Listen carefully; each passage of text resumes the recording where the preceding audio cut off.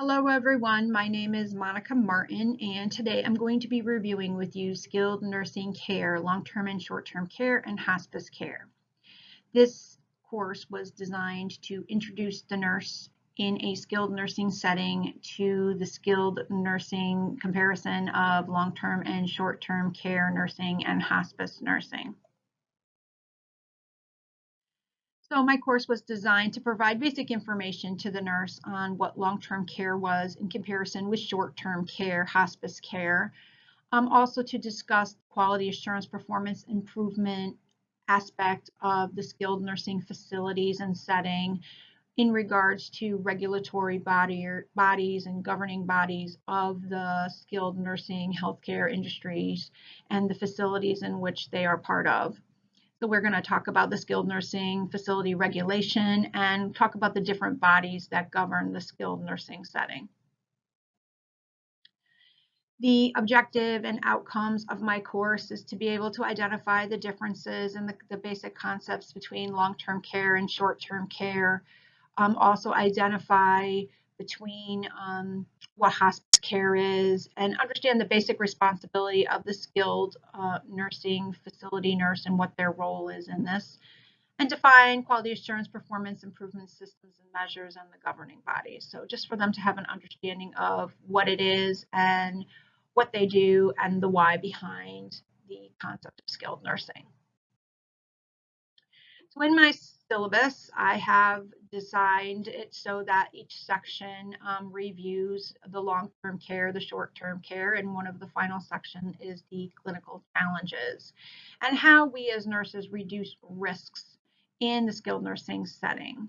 So what I'm going to be teaching you is how to complete an accident incident report in the skilled nursing setting. So for the course, I'm going to be reviewing with you the state of Connecticut's accident and incident report form, which they do different in different states based on their governing bodies and how they like to self-report incidents that occur within the skilled nursing facilities.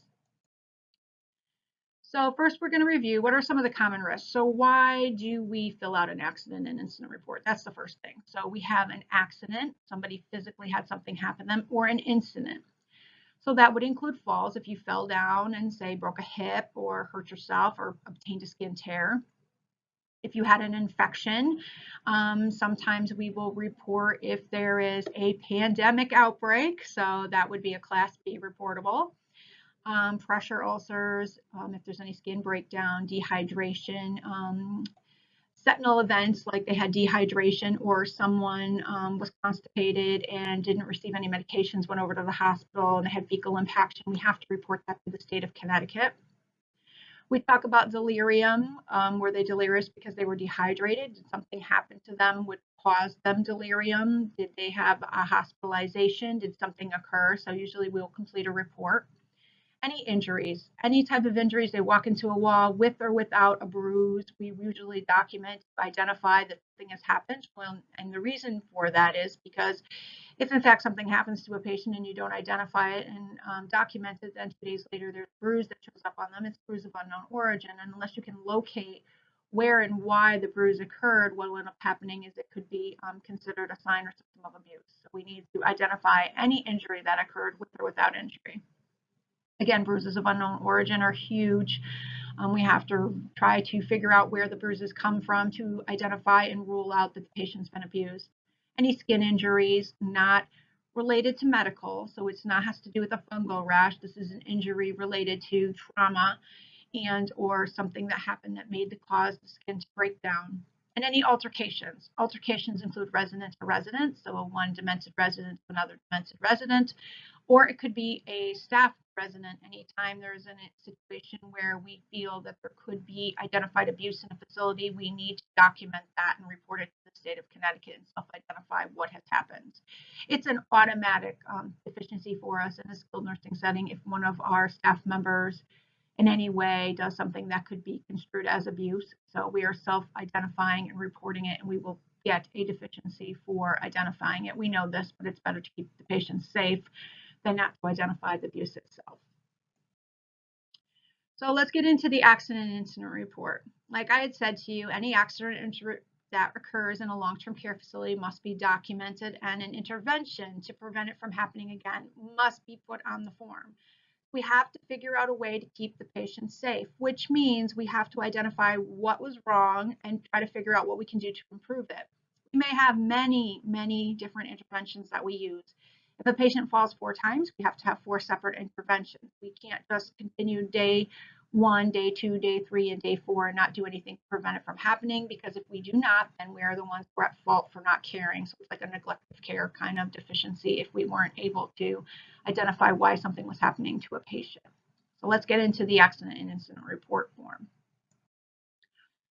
So for the purposes of this video, we're going to do the accident and incident report event form from the state of Connecticut. Each state has their own form that they use. The state of Massachusetts form isn't as in-depth as Connecticut form. So if you're licensed in other states, don't be surprised if the form looks different. This is pretty much the state of Connecticut form.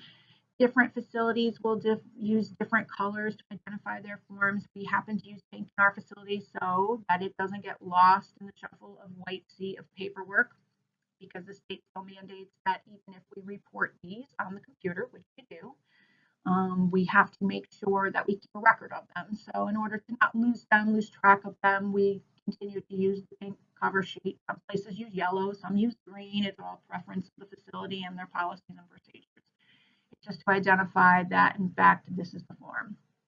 So let's take a look at this form in depth. The first section of the form is the facility address, the name, the telephone, our bed capacity, how many beds we can actually have, or how many beds we have for our facility that we report to the state. It's not how many beds you use, it's how many beds you are licensed to have. So my facility is a 160-bed facility. If you filled out one of these reports, I'm sure that there's ones for the hospitals the same concept. They have to tell how many beds that they have. So we have the CCNH and the RHNA. One is a resident home, one is a skilled home. And then we have some that are combined, so more on the lines of who's in assisted living and who's in skilled nursing. The date of the report, what date did it occur? The report number, we track the numbers, and they have to be in numerical order from the first event of the year through December 31st, 2020. Then we have different classifications, A, B, C, D, and E. These tell you what types of injuries they are for the state. For the purpose, like I had told you, B is a reportable that has to do with infection control, where C and D and E all fall under different categories for what type of report we are reporting. Was it abuse? Was it somebody was intimate harm? Did somebody die? Each letter has a different category that they need to circle. It's identified usually by your director of nurses, depending on the event that takes place. So sometimes we will fill out one of these reports and it'll just be an accident, say, but then the patient goes to the hospital because they're complaining of pain and they had a fractured hip, and then they ended up passing away. So we would have to change the type of classification report, and depending on what type of report it is, reported to the state of Connecticut right away. I also have a section that discusses the follow-up of the previous submitted forms. So a good example of that would be somebody fell down, and then 2 days later they have a bruise. So we have to identify the first event, which is the fall, and then something happened in occurrence to the event happening. Then there's the patient information, just their name, their age, the date of their last admission, their most current admission, their room number, their current diagnoses, which you should have identified for the purpose of would that assist with the incident that happened. So do they have hypertension? Do they have, a good example would be, are they on a blood center, and did they have a bruise? You know, if they walk into a wall, they're going to be more susceptible to having bruises if they're on 4 different types of blood centers. So you want to have your diagnosis identified with your patient, your comorbidities, because some of these comorbidities can lead to the incidents that are occurring. So it helps the state determine what in fact is going on with your patient. You want the date and the time of the event and the location of the event. It's very important to know where this event occurred. Is it a system error? Did we do something wrong? Is it a facility error? Was there something environmentally wrong? It kind of helps to identify where the accident occurred to figure out how to prevent it from happening again. So then we want the event information. We want to know the nature of the event. You know, what happened? in detail. We want to know that the patient was not found but located on the floor next to a bed, wearing their shoes with call bell in reach. They want to know, was the patient wheeling self down hallway, injured self by self-inflicting hand into door frame. They have to be very detailed, and we have to have as much information as we can to identify the nature and the description of the event. Was there distress or discomfort? Did something happen? Was there an injury? Sometimes there won't be injuries. Sometimes a patient will have fallen and nothing happened to them. Sometimes we'll have patients who hit another patient and no injury or bruise happened to them. So we want to make sure that we identify, was there any distress or injury noted? Because again, if there was 2 days later, that would be the form where we fill out a follow-up. And any witnesses, if it's a witnessed event, it usually the witness's statement will be suffice enough to identify what happened with the injury. This is very important because this tells us the mental and the physical status of the patient before the after the event. And what should usually happen is before and after the event should be off a little bit. If their physical status was 1 assist and they fell, they might need an additional assistance until evaluated by therapy. So their functional and their mental and physical statuses should be identified before and after the event. Hopefully they'll be the same, but most of the time they're off a little bit because something has happened or an injury or accident happened to change their functional status.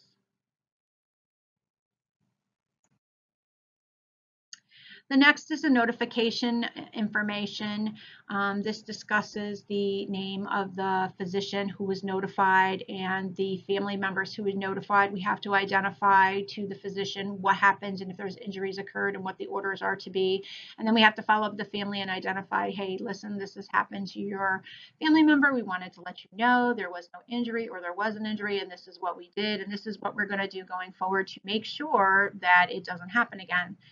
So it was the name of the physician, the physical findings, the disposition, actions, and comments taken is the intervention that was used in order to prevent the accident from occurring again.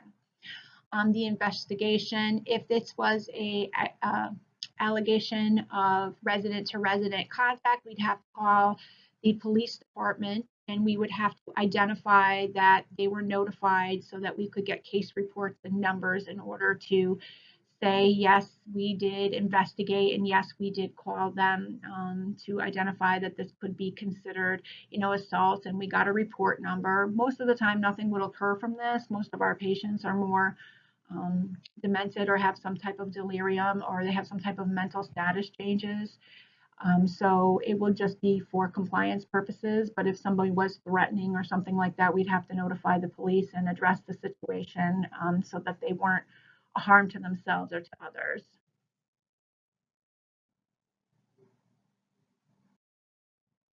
And then there's the employee's statement. Whether they witnessed the incident or they did not, all the employees who are supposed to be taking care of the patient at the time of the incident need to write their statement.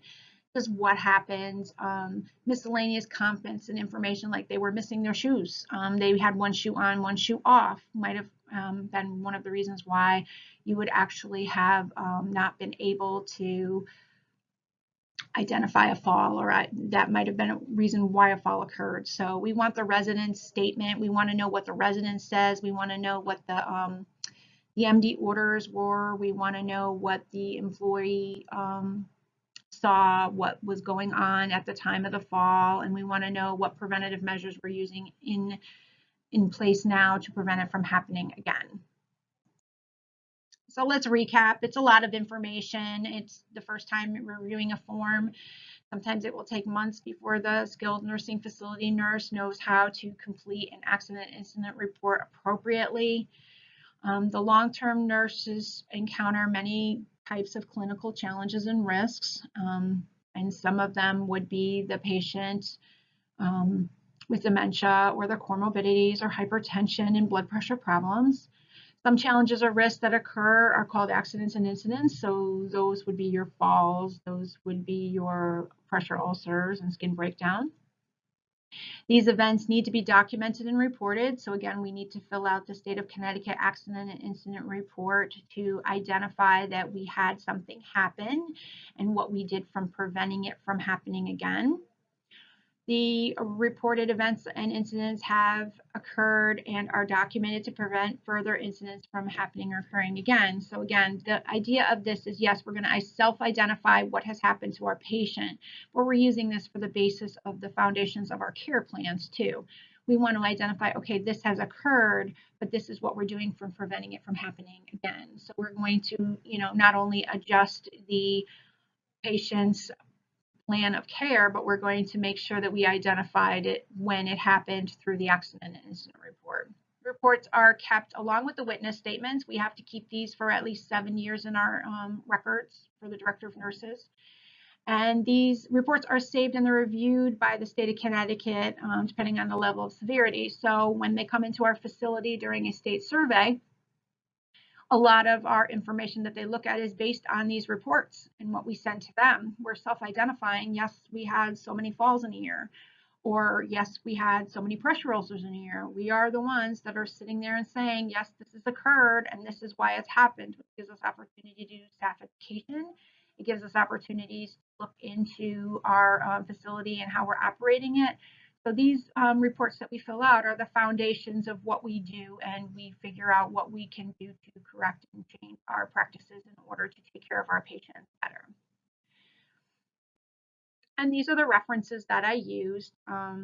A lot of the information about filling out an accident incident report can be found at the Connecticut Department of Public Health's website, along with any of the Department of Public Health's website for any state. If you have any questions on filling out or what their forms look like, they usually have copies on any Department of Health website for that state.